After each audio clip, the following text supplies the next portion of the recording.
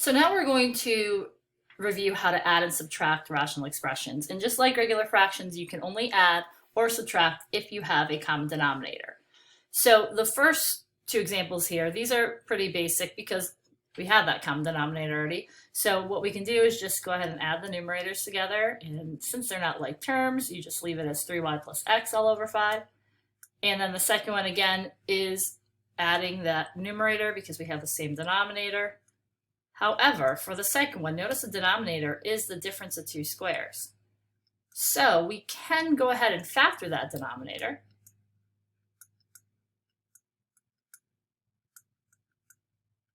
Which leads us to the ability to reduce that. We have m plus p, so the numerator is going to be 1, and the denominator is just m minus p.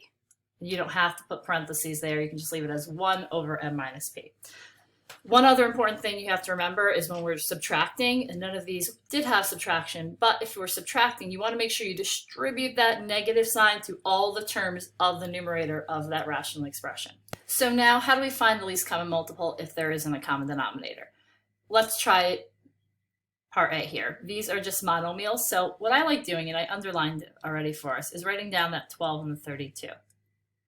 And then we're going to think, hey, what goes into both 12 and 32? Hopefully 4 is jumping into your heads. So 12 divided by 4 is 3, and 32 divided by 4 is 8.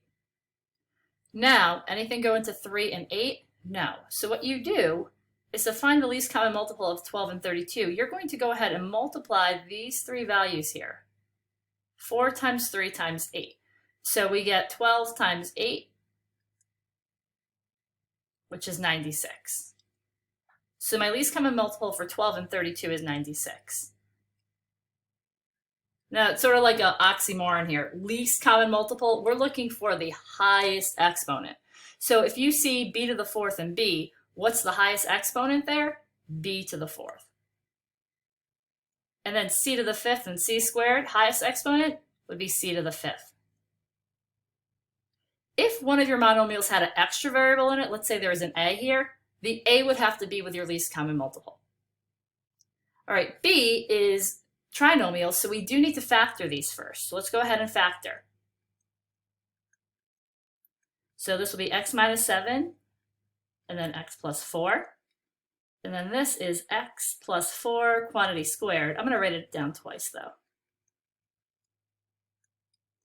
So my least common multiple, they both have x plus 4, but the second one has 2x plus 4s. So my least common multiple has to have those two x plus 4s in it. Now, the first trinomial also has that x minus 7. So I do need to include that x minus 7 with my least common multiple. So least common multiple for b is x plus 4 times x plus 4 times x minus 7. So now let's try a few of these out. I sort of set this one up because it takes me a little bit longer to write here. We have 6x and 8x. We want to find our least common multiple. So our LCM, and you can probably figure this out in your head, 6 and 8, the least common multiple there is going to be 24, and then we have that x. We have 24x. So let's think, what do I have to multiply 6x by to get 24x? I have to multiply that by 4. So I have to make sure I multiply that numerator by 4 as well. And then what do I have to multiply 8x by to get 24x? I have to multiply by 3. So I have to multiply this numerator by 3 as well. I like sometimes leaving it like that so you can see that you're doing the same thing to the numerator as the denominator. So 7 times 4 is 28. And then we have our 5 and 3, which gives us 15. So we have, for our final answer here, denominator was 24x. And then our 28 and 15 gives us our 43. And can we simplify 43 and 24? No, so that is our solution. All right, so letter B. This is a subtraction one, and we have two binomials as denominators, x minus 3 and then x plus 2. So our least common multiple will be the product of those two binomials, x minus 3 times x plus 2. And you don't want to actually multiply those together. Keep them in factored form. So what did I multiply x minus 3 by? I'm going to have to multiply it by x plus 2. And what am I going to have to multiply x plus 2 by? I'm going to have to multiply that by x minus 3. Now, we originally had a 3 in this numerator, and we originally had a 5 in this numerator. But I just want to do one thing. See how it's subtraction? I want to change this to an addition problem and move that negative now to the 5. So I don't forget to distribute that. So we're going to go ahead and distribute. We get 3x plus 6, and then negative 5x plus 15. Combine our like terms.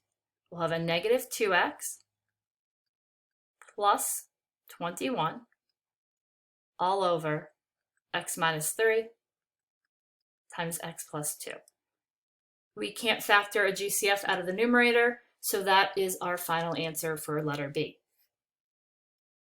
All right, so for letter C here, we're going to first factor this trinomial. So that would give us x plus 4 times x minus 1.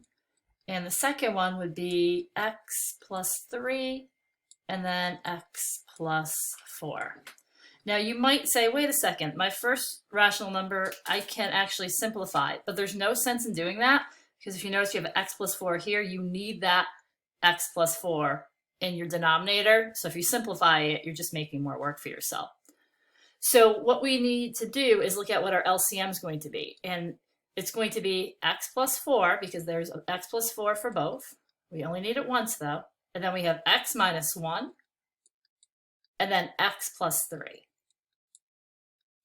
All right, so x plus 4, x minus 1, and then x plus 3.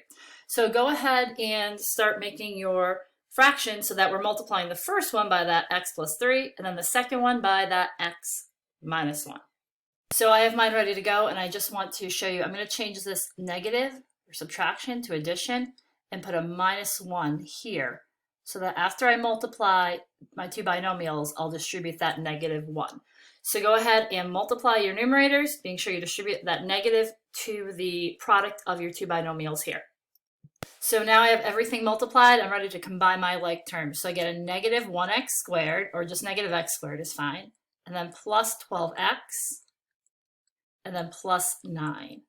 So I'm thinking about my factors of 9. Any of those factors going to give me a 12? No. So we can't factor the numerator. So we are just going to write our denominator here. We can't simplify anything. It's as good as it gets right here. You could factor out that negative 1 if you wanted to, but you don't have to. So we get negative x squared plus 12x plus 9 over the product of x plus 4 times x minus 1 and then times x plus 3. All right, so go ahead and factor the denominators for part D, and I will catch up to you in just a second. So the first denominator doesn't factor, but what you have the difference of squares here. And notice that 5 minus x is actually the opposite of x minus 5. So what we can do is we can factor a negative 1 out here and then change that. I'm going to do it in 2 steps just in case you need to see them both. And then I'll use the commutative property to switch the order of those two add-ins. So what would our LCM be? Well, there's a couple different ways you can approach this, but I'm going to do it really basic here. We're going to do negative 1 times x minus 5 times x plus 5. All right, so pause the video if you like and change that up. I'm going to start setting mine up to go along with you. So I multiply the first fraction by that quantity of x plus 5, and then the second one I have to multiply by negative 1. Notice I placed that negative 1 here, because what can I do with those two negatives? I can turn that into addition because it was a subtraction problem. So from here, multiply those two binomials, and then add 4. See if we can factor to simplify, and let's see what we get. All right, so we got 3x squared plus 14x minus 1. Is that going to factor the numerator? It is not. But it's really a good idea not to keep that negative 1 in the denominator. So you don't need to distribute it. Just rewrite it so that it's negative 1 times the quantity of 3x squared plus 14x minus 1. And then all over that denominator. And now it doesn't have that negative there anymore though. Okay, so we're going to move on to complex fractions next. Hope you understand how to add and subtract with common denominators and both without common denominators, knowing how to find that least common multiple, you could find different denominators, but if you find the smallest one, it's going to be less work in the long run because you don't have to keep simplifying in the end.